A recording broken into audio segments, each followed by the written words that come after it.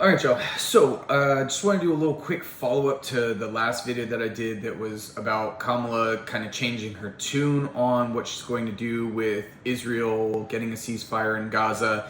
And this is something that my boy Aaron sent me. Shout out to you, Aaron. Thanks for sending me this. And this basically bolsters the argument for why it's so important for Kamala Harris to be much stronger on the issue of let's actually cut off the money and weapons to Israel. So this is from Dear White House Staffers, I guess, dug it up on Instagram, and it says, after Biden withdrew from the race, YouGov and IMEU Policy Project polled Pennsylvania, Georgia, and Arizona, kind of important swing states. They found that voters moved dramatically toward Democrats if Vice President Harris calls for withholding weapons to Israel and if Biden secures a ceasefire. Overwhelming shares of young voters say they'd be more likely rather than less likely to vote for Harris if she pledges to withhold weapons by a 54-13 margin in Pennsylvania, 41-17 in Arizona, and a 50-10 margin in Georgia. Among all Pennsylvania Democrats and independents, 36% more likely to vote for Harris if Biden secures a ceasefire, while only 3% less likely. 34% more likely to vote for Harris if she pledges to stop the money and weapons to Israel, only 7% less likely. Same deal in Georgia. Democrats and independents, 44% more likely to vote Harris if Biden secures a ceasefire, just 2% less likely. 39% more likely to vote for Harris if she pledges to stop weapons to Israel, only 5% less likely.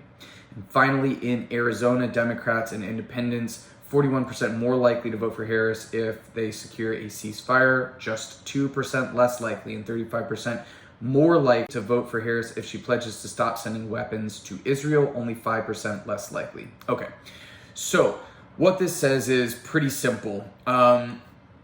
Stop sending money and weapons to Israel. The people that you need to actually win, the Democrats do.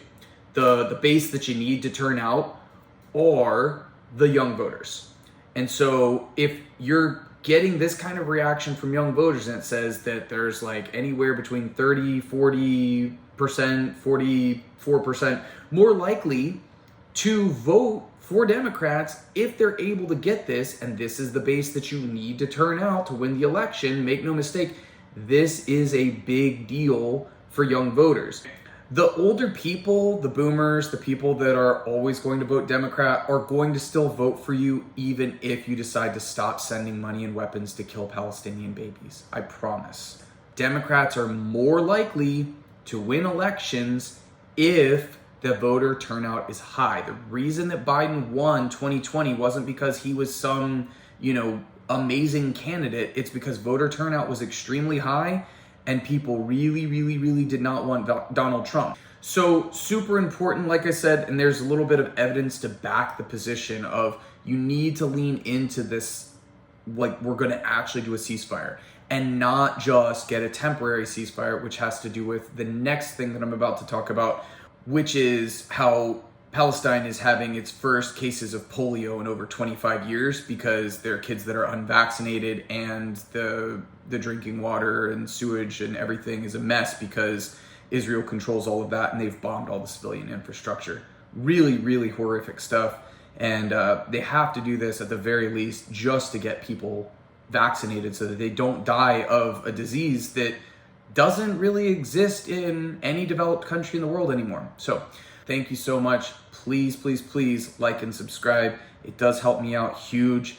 It costs you nothing and it means the world to me. It's how we get the channel off the ground so that I can babble more and do this a little bit more professionally. Anyway, really appreciate it. Talk to you in the next one.